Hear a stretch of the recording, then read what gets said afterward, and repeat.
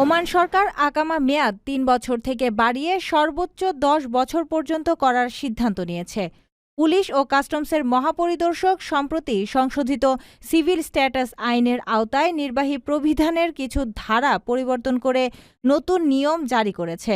নতুন এই নির্দেশনায় প্রবাসীরা নির্দিষ্ট শর্ত পূরণ সাপেক্ষে একবারে সর্বোচ্চ ১০ বছরের জন্য আকামা নবায়ন করতে পারবে।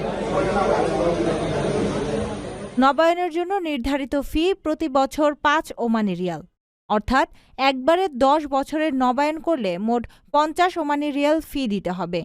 অন্যদিকে কার্ড হারানো বা ক্ষতিগ্রস্ত হলে নতুন বা প্রতিস্থাপন কার্ডের জন্য ২০ ওমানি রিয়াল ফি ধার্য করা হয়েছে। নতুন নিয়ম অনুযায়ী মেয়াদ শেষ হওয়ার ৩০ দিনের মধ্যে নবায়ন বাধ্যতামূলক। ওমান প্রবাসীরা মনে করেছেন এটি প্রশাসনিক